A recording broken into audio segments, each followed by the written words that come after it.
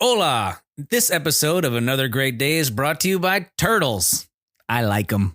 It's Tuesday, May 16th, 2023. I'm Aaron, and this is my Raphael-esque red bandanaed, Psy-equipped turtle co-host, Chris. Did you just put my personality as the Raphael personality? Am I the slightly angry at everybody else personality? No, not at all. Isn't that Raphael's personality? He's always kind of like contentious. He's kind of surly, yeah, I would say. If you were a Ninja Turtle, which turtle would you be? Ooh, bonus intro question. I feel like I'm going to speak for you. Oh, dear. It's one of two. Okay. I feel like you're either Donatello or Michelangelo. Ooh, those are both great.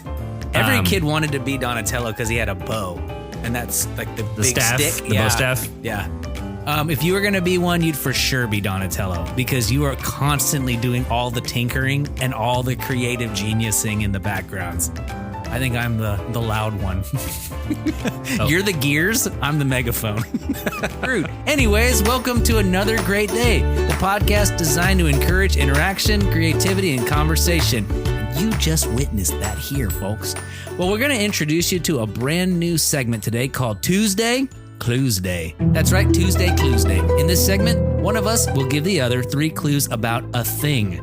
Think 21 questions-esque. The person must guess what it is within 3 guesses, but they can ask questions or make guesses, but they only get 3 tries. So 3 total tries. Exactly. So you can ask 2 questions and make 1 guess. You can just guess 3 times. It's any combination thereof. Here we go. All right. Okay.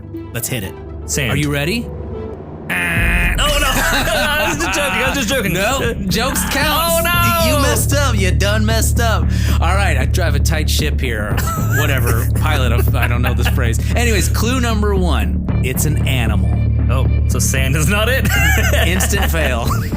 Ooh. Clue number 2. It once lived in the White House. And clue number 3. This is the most likely animal to rob you. Go. Is it a monkey? Sorry for the harsh noise. That's a real harsh noise. Or, Well, so I have to guess now, because otherwise it's... you know what? I'm going to erase your joke one. You get 2 more guesses. Okay. Then I'll do a clarifying one.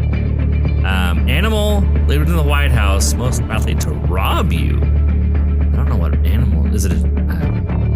It's a question. Yes, you're right. Time. Is it... could I hold it in my arms? Yes. Ding! I gave you a harsh noise for bad, so I'll give you a happy noise for good. All right, last one.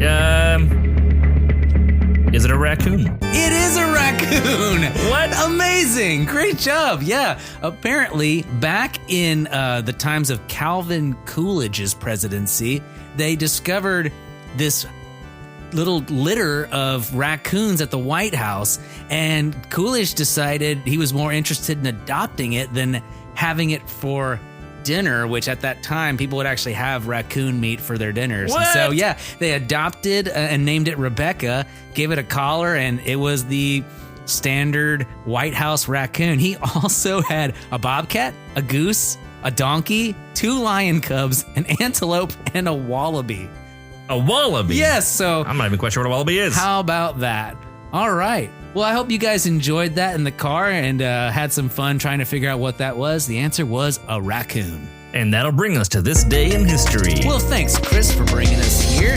On this day in the year 1960, Theodore Maiman fires the first functional laser. Laser? Yeah, so for all of you kids who like to pew, go pew, pew, pew, pew. Yes, exactly. Or like stuff like that. Yeah. The American physicist's invention, which was an advancement of earlier research by scientists in the U.S. and the Soviet Union, was patented in the year 1967. So there you go. All right, lasers produce heat and cut. Yeah, they do.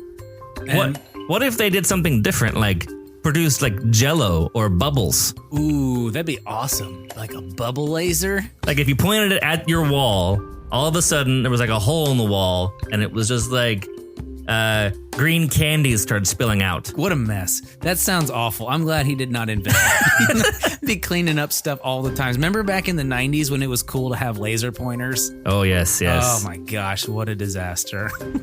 And that will do it for this day in history. This next segment is called the Question of the Day. And if you're new to this, we'll ask a question and encourage you to take a minute to answer the question with those around you. We'll give you about 10 seconds to answer, and if you need more time, feel free to pause the show and come right back. All right, well, today's question of the day is, if you could carve any message into the moon using a laser, what would you have it say? We'll be right back. This question actually comes to us from an episode of The Tick. I was asking you if you'd ever watched The Tick earlier, a Fox News 90s cartoon show about a blue superhero called The Tick.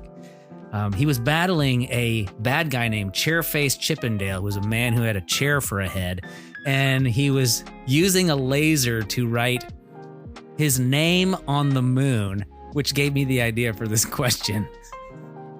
So I know what I'd say, but if you'd like to go first, I can let you go. I'll let you go first. Go for it. If I could write any message on the moon, it would say, "What's up?" What's up? I was trying to think of something serious. On my glasses, I have engraved something. What? Like on the glass part? On my glasses. I'm gonna put on the side rim of my glasses. Well, on the outside. I handed my glasses to Aaron. Oh, cool. I'm looking at it. It says love anyways. It says love anyways, but that was too serious and formal. So I'm gonna change my answer to the word clump. Clump. If you just look up at the sky at night, and on some nights you only see like the KL. Sometimes you only see the MP maybe, but on full moons it says clump.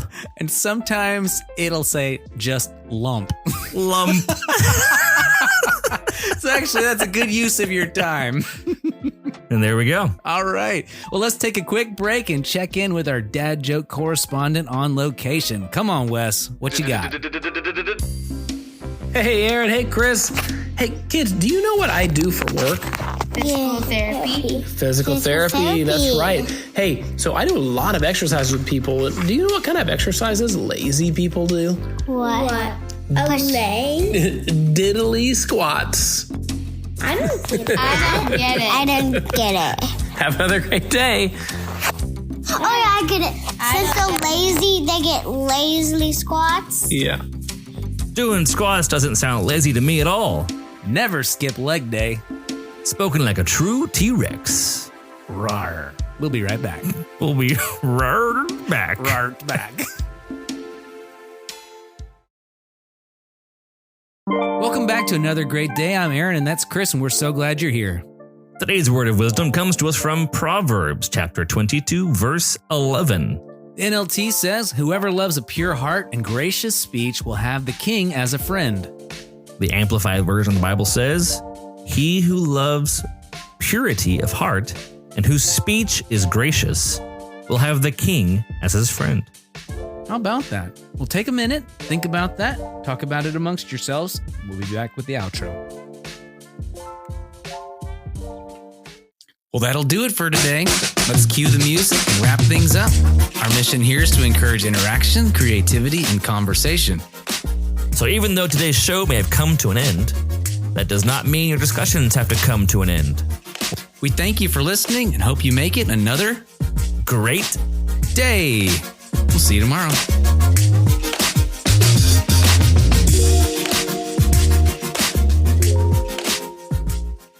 Doing squat sounds. Whoops. I got it. The end.